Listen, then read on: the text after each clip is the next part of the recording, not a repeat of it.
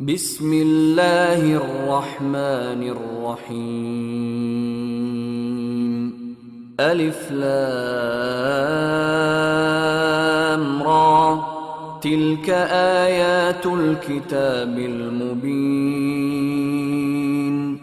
إنا أنزلناه قرآنا عربيا لعلكم تعقلون. نحن نقص عليك أحسن القصص بما أوحينا إليك هذا القرآن وإن كنت من قبله لمن الغافلين. إذ قال يوسف لأبيه يا أبت إني رأيت 11 كوكبا والشمس والقمر رأيتهم لي ساجدين. قال يا بني لا تقصص رؤياك على إخوتك فيكيدوا لك كيدا، إن الشيطان للإنسان عدو مبين. وكذلك يجتبيك ربك ويعلمك من تأويل الأحاديث ويتم نعمته عليك وعلى آل يعقوب كما أتمها على أبويك من قبل إبراهيم وإسحاق،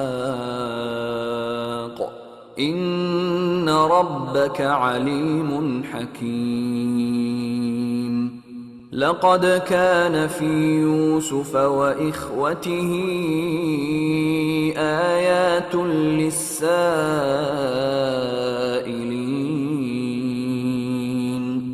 إذ قالوا ليوسف وأخوه أحب إلى أبينا منا ونحن عصبة إن أبانا لفي ضلال مبين. اقتلوا يوسف أو اطرحوه أرضا يخل لكم وجه أبيكم وتكونوا من بعده قوما صالحين. قال قائل منهم لا تقتلوا يوسف وألقوه في غيابة الجب يلتقطه بعض السيارة إن كنتم فاعلين.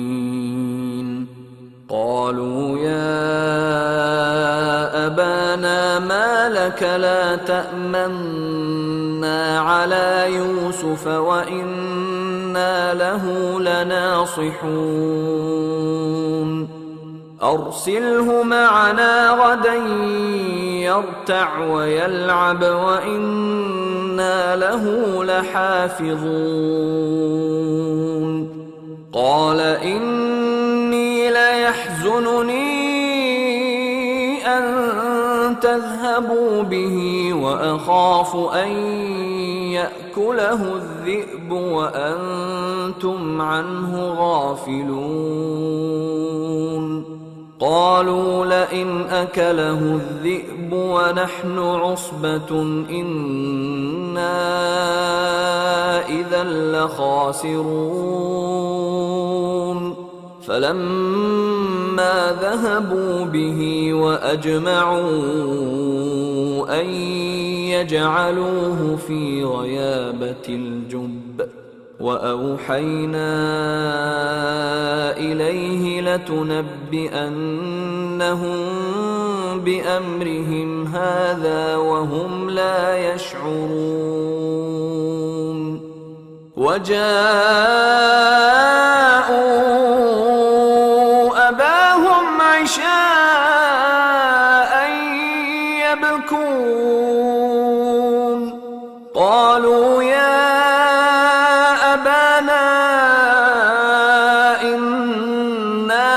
ذهبنا نستبق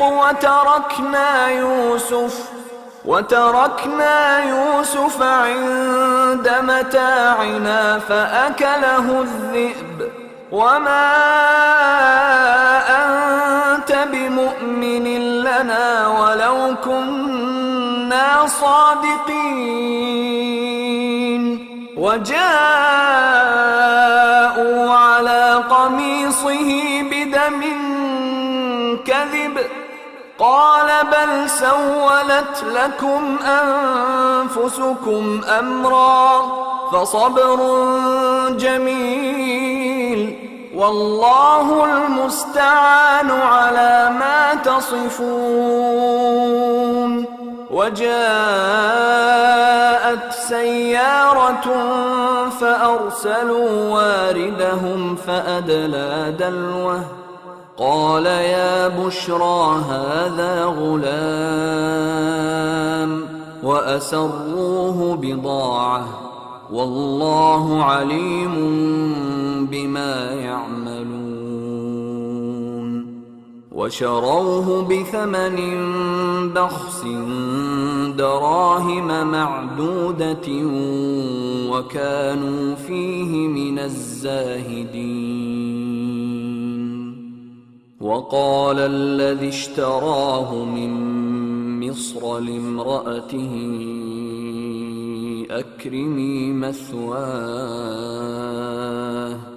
أكرمي مثواه عسى أن ينفعنا أو نتخذه ولدا وكذلك مكنا ليوسف في الأرض ولنعلمه من تأويل الأحاديث والله غالب على أمره ولكن أكثر الناس لا يعلمون. ولما بلغ أشده آتيناه حكما وعلما وكذلك نجزي المحسنين. وراودته التي هو في بيتها عن نفسه وغلقت الأبواب وقالت هيت لك قال معاذ الله إنه ربي أحسن مثواي إنه لا يفلح الظالمون. ولقد همت به وهم بها لولا أن رأى برهان ربه كذلك لنصرف عنه السوء والفحشاء إنه من عبادنا المخلصين. واستبق الباب وقدت قميصه من دبر وألف يا سيدها لدى الباب قالت ما جزاء من أراد بأهلك سوءا إلا أن يسجن أو عذاب أليم. قال هي راودتني عن نفسي وشهد شاهد من أهلها إن كان قميصه قد من قبل فصدقت وهو من الكاذبين وإن كان قميصه قد من دبر فكذبت وهو من الصادقين. فلما رأى قميصه قد من دبر قال إنه من كيدكن إن كيدكن عظيم.